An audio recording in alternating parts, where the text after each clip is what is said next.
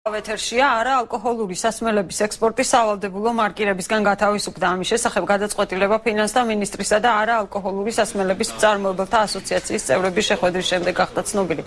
შეეხება შიდა ბაზარზე სავალდებულო მარკირების საკითხს ფინანსთა სამინისტრო საკითხის შესწავლისთვის დამატებით 2 თვეს ითხოვს. ამავე დროს ფინანსთა მინისტრი და კომპანიები შეთანხმდნენ, რომ ასეთი შეხვედრები მომავალშიც გაგრძელდება.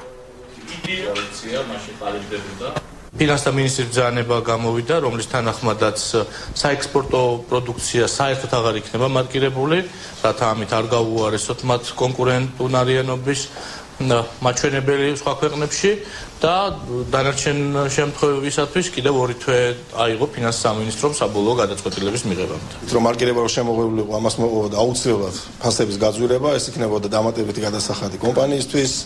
ასევე იქნებოდა დამატებითი ესე ვთქვათ, ფასების გაძვირება მომხმარებლისთვის და ამის ყველაფრის თავის სასაცილებლად, აქტიურად ჯერჯერობით კარგი რაც მოხდა, ეს არის ექსპორტი განთავისუფლდა საერთოდ მარკირებისგან და 1 მაისამდე გადაიდო ზოგადად საკითხი. და გადაცემის ბოლო ნაწილში ჩვენი გადაცემის სტუმარია ილიანის ბიზნეს რევიუს მკვლევარი გიორგი აბაშიშვილი. გიორგი, მოგესალმებით პირველ რიგში, დიდი მადლობა გადაცემაში მონაწილეობისთვის და ბოლო ინფორმაციიდან გამომდინარე დღეს გაიმართა შეხვედრა ფინანსთა მინისტრსა და უალკოჰოლო სასმელების კომპანიებს შორის, სადაც მიიღეს გარკვეული გადაწყვეტილება იმის შესახებ, რომ სავალდებულო მარკირებისგან გათავისუფლდა სასმელების ექსპორტი. თუმცა ეს ჯერ კითხვის ნიშნის ქვეშ რჩება შიდა ბაზრის საკითხი. როგორ შეაფასებდით ასეთ ამ გადაწყვეტილებას, რამდენად სწორი და გამართლებულია და ზოგადად ის, რომ ფინანსთა მინისტრი ხვდება კომპანიების წარმომადგენლებს. მოგესალმებით, მადლობა მოწვევისთვის, მივესალმები ტელემაყურებლებს. რაც შეეხება აღნიშნულ გადაწყვეტილებას, დავიწყებ აღნიშნული გადაწყვეტილებით.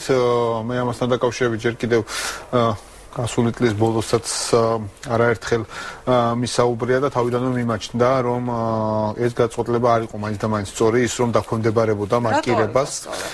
მე მიმაჩნია, რომ საბოლოო ჯამში ეს გამოიწვევდა გარკვეულწილად პროდუქციის გაძვირებას, რამდენადაც 2-3 თეთრით.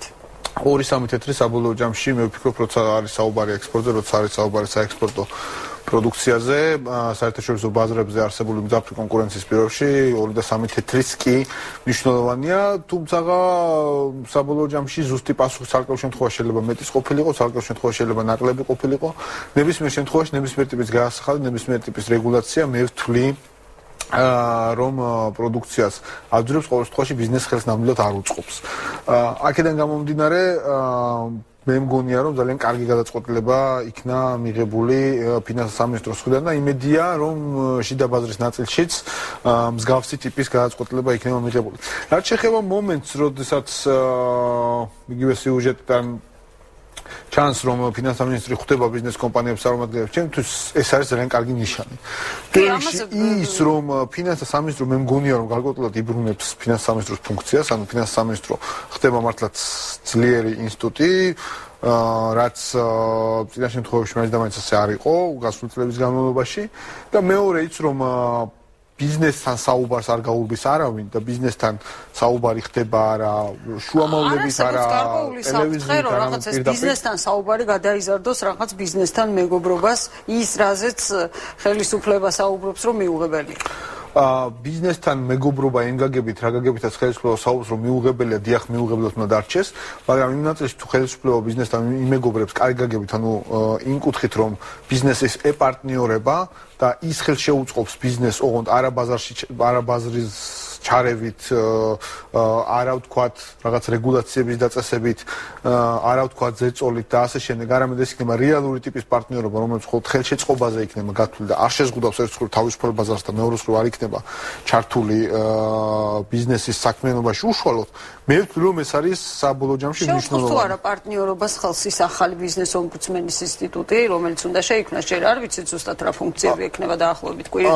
ახალი ბიზნეს ომბუდსმენი საკმაოდ საინტერესო იყო წარდგენა, რამდენადაც მე ვეცნობოდი ამ პროცესს, მე მაინც მგონია, რომ ბიზნეს ომბუდსმენის ინსტიტუტი არის მნიშვნელოვანი იმდენად, რამდენადაც მას ექნება ყოველდღიური შეხება ბიზნეს საქმიანობასთან, მაგრამ მე უფრო სწორად მიმაჩნია და თუ მომავალში მოხდება ამ კუთხით გარკვეული ცვლილებების შეტანა ეს იქნება კარგი, რომ ბიზნეს ომბუდსმენი ექვემდებარებოდეს პარლამენტს, თქვათ, ანუ პარლამენტის თანხმობა იყოს საჭირო და პარლამენტის წინაშე იყოს ანგარიშვალდებული, ვიდრე ეს იქნება მთავრობის და მთავრობის მეთაურთან მიმართებაში. მე ვთვლი, რომ ბიზნეს ომბუდსმენს ექნება ამ შემთხვევაში უფრო მაღალი დამოუკიდებლობის ხარისხი. მე არ ვთვლი, რომ მაინც და მაინც უნდა ჩაერებოთ მათ ახლა ახალი ბიზნეს ომბუდსმენის საქმიანობაში, მაგრამ მე ვფიქრობ დამატებითი გარანტიებისთვის კიდევ უფრო მნიშვნელოვანი იქნებოდა ბიზნეს ომბუდსმენის ანგარიშვალდებულობა პარლამენტთან, ალბათ ეს იქნებოდა უფრო სწორი. დიახ, ეს მოსაზრება სხვა ექსპერტებსაც აქვს იმასთან. ხო, საბოლოო ჯამში, იმიტომ რომ ძალიან მნიშვნელოვანი პროცესი ბიზნესთვის იგივე ხდება პარლამენტში. არჩევა უნდა ხდებოდეს თუ ყოველ შემთხვევაში პარლამენტი უნდა ამტკიცებდეს ამ კუთხით ანგარიშვალდებულება უნდა ჰქონდეს თქვათ პარლამენტთან და არა მთავრობასთან უშუალოდ. გასაგებია ჯერჯერობით ძალიან ბევრი დეტალი ბიზნეს ომბუდსმენთან დაკავშირებით ინსტიტუტთან დაკავშირებით. ამავე დროს ერთი რამეა ბიზნეს ომბუდსმენს გარკვეულწილად ბიზნეს ომბუდსმენს თავად მოუწევს დამტკიცება მისი საჭიროები შეიძლება ასე ითქვას. მე ვისურვები რომ ბიზნეს ომბუდსმენის საჭიროება არ არსებობდეს ზოგადად ქვეყანაში, მაგრამ ეს უტოპია ამ ეტაპისთვის მაინც. მაგრამ გამოჩნდება ბიზნეს ომბუდსმენი მისი საქმიანობიდან გამომდინარე, პირველი შედეგებიდან გამომდინარე. რომ დღესდღეობით ძალიან ბევრი ასოციაცია, ძალიან ბევრი ინსტიტუტია, რომელიც გარკვეულწილად ცდილობს რომ მედიატორის როლი შეასრულოს ბიზნესსა და ხელისუფლებას შორის. ამავე დროს ერთ დავამატებ ბიზნეს ომბუდსმენი ბუნებრივია არ უნდა იყოს მხოლოდ ელიტისთვის ბიზნესო, ანუ ელიტარული ბიზნესისთვის, ბუნებრივია ბიზნეს ომბუდსმენი უნდა იყოს ბიზნეს ომბუდსმენზე ხელი უნდა მიუწვდებოდეს ყველა კატეგორიის ბიზნესს და ყველაზე უფრო მეტად შეიძლება ბიზნეს ომბუდსმენის დახმარება ხშირად ჭირდებოდეთ სწორედ მცირე და საშუალო ბიზნესის წარმომადგენლებს და ეს იქნება ერთ-ერთი გამოწვევა ჩემი აზრით ბიზნეს ომბუდსმენის საქმიანობაში.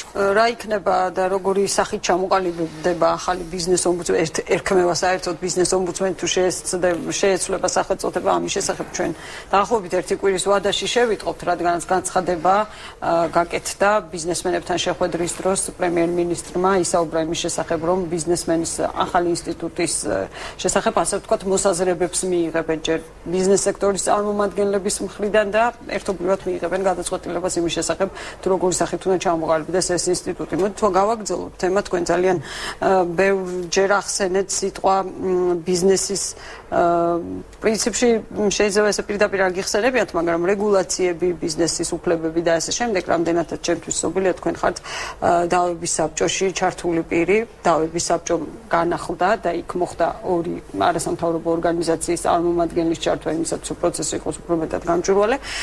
თქვენ ბრძანდებით ჩართული ამ პროცესში და უკვე ჩატარდა რამდენიმე სხდომა.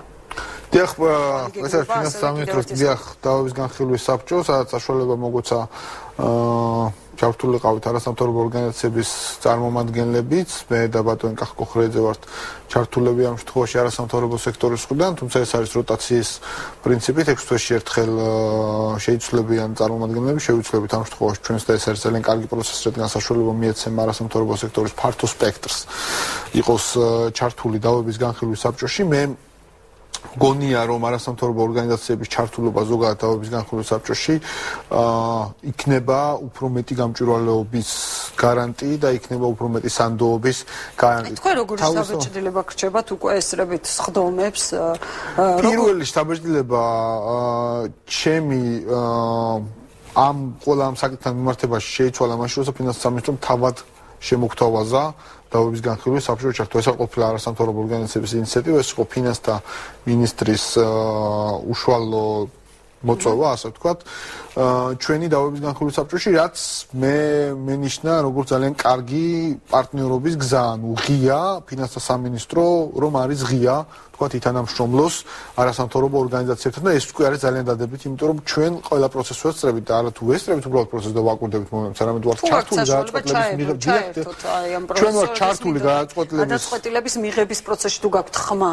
აბსოლუტურად თანაბარწილად ვართ ჩვენ ჩართული, როგორც ნებისმიერი დავების განხილვის საბჭოს ნებისმიერი წევრი, ჩვენ მონაწილეობთ ყველა იმ საკითხის განხილვაში, რომელიც არის სადაო, რომელიც არის წარმოდგენილი და ესეც არის ასე ვთქვათ, გარკვეულად დადასტურება იმისა, რომ დასამალი არაფერი არ არის, ვთქვათ, ყველაფერი არის ღია, ყველაფერი არის. ესეც ნიშანდობლივ საქმე გახსენდებათ, რომელშიც თქვენ გამიჭირდება დასახელება გამომდინარე იქიდან რომ არ მაქვს ეს პირდაპირ ამის უფლება ვთქვათ კომპანიები დავასახელოთ, თუმცა არაერთი საკმაოდ რთული, საკმაოდ საინტერესო საქმეებია და მინდა გითხრათ რომ არც ერთი საქმე არ არის, რომელიც ზეც გადაწყვეტილება ხდება რაღაცა მყისიერად და სწრაფად. ხშირად ეს არის ძალიან დიდი დისკუსიის, ზოგიერთ შემთხვევაში მრავალსაათიანი დისკუსიის საგანიც კი, იმიტომ რომ ერთის მხრივ არ უნდა დაზარალდეს არც ერთი მეწარმე, ბუნებრივია, რომელიც კი შეიძლება რომ თუმცა ეს არ ნიშნავს იმას, რომ ყოველთვის გამორჩეული იყოს. მაგრამ დიახ, მეორე მხრივ არსებობს სახელმწიფო, რომელიც ასევე არ უნდა დაზარალდეს, თუ კი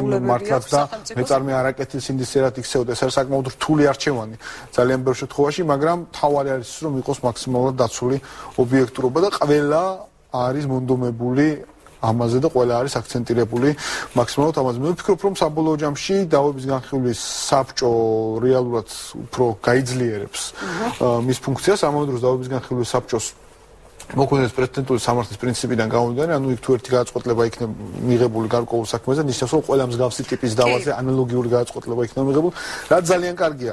რაც ერთის მხრივ ჩვენს და ყველა საბჭოს წევრსაც უმსუბუქებს საქმიანობას გამომდინარე იქიდან, რომ თუ ერთი ტიპის საქმე გადაწყდა ასე ვთქვათ, ყველა დანარჩენი ასე გადაწყდება, მეორე მხრივ ყველა მიცის უკვე მეწარმემა ყოველგვარი სუბიექტივიზმი გამორიცხულია, გამომდინარე იქიდან, რომ ყველა მსგავსი ტიპის გადაწყვეტილებას იქნება ამ შემთხვევაში, ანუ ნაკლებად შევა ასეთ სახის საქმეები დავების განხილვის საბჭოში უფრო მეტი დრო იქნება. ბუნებრივია, იმიტომ რომ პრეცედენტი იქნება ცნობილი, თქვა თუ როგორ იქნება გადაწყვეტილება მიღებული ამ საკითხთან დაკავშირებით. მოდით საგადასახადო პოლიტიკასაც შევეხოთ მოკლედ ის პროცესი, რომელიც მიმდინარეობს ამ მიმართულებით, რადიკალური ცვლილებები არ იგეგმება, მაგრამ როგორ შეაფასებთ და რას მიიჩნევთ დღესდღეობით ყველაზე აქტუალურ თემად ამ მიმართულებით? ერთ-ერთი სერიოზული საკითხი, რაც საგადასახადო მიმართულებით არის რომ გარკვეულწილად მთავარი გამოწვევა, რომელიც აქვს ჩემი აზრით დღეს ფინანსთა სამინისტროს შემოსავლების სამსახურს ზოგადად არის ის თუ რამდენად მოახერხებს ის გახდეს ბიზნესის პარტნიორი.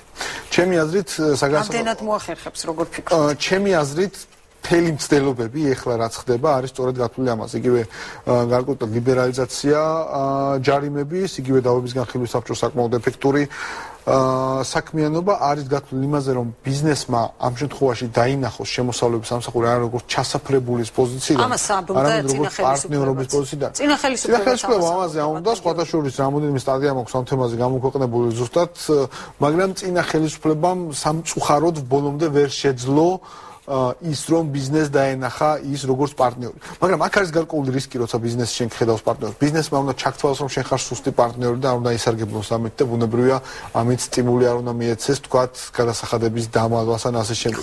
ერთ მხრივ ადმინისტრება უნდა იყოს მკაცრი, მაგრამ ადმინისტრება უნდა იყოს სამართლიანი.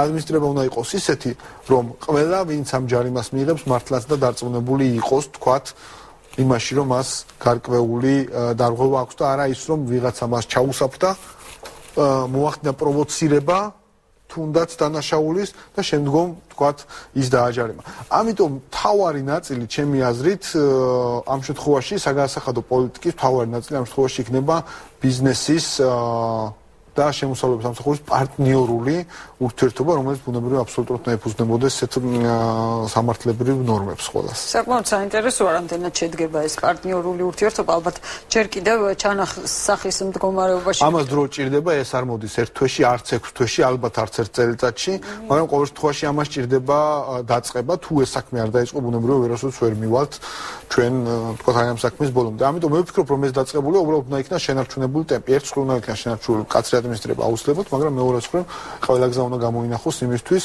რომ ეს არავის არ ქონდეს განცდა უსამართლო დაჯარიმებას, იმიტომ რომ სამწუხაროდ დავების განხილვის საბჭოში არის ძალიან ბევრი გიორგი, იმიტომ არ დაგავიწყებთ თქვენ წევრი ხართ და პასუხისმგებლობას ნაწილობრივ ვინაწილებთ თქვენ. და დღეს სამწუხაროდ ხვდებით საქმეებს, სადაც საკმაოდ სადაოა წინა შემთხვევაში დაჯარიმებების მართებულობა. გასაგებია. დიდი ის საქმეები თუ გადაიხედება, ბოლო კითხვა მექნება. აბსოლუტურად ყველა გადაიხედება, რადგან კი დავა არსებობს, თუ წარმოიჭრება და შესაძლოა ძველი საქმეების ამოწევაც. ვინც დაობს, ბუნებრივია ყველა საქმე გადაიხედება. რამდენად ეს თქვათ დაკმაყოფილდება მეორე საკითხია, მაგრამ ყველა მოდავან მხარე ბუნებრივია მის პასუხს მიიღებს. გასაგებია. დიდი მადლობა გისურვებთ წარმატებებს.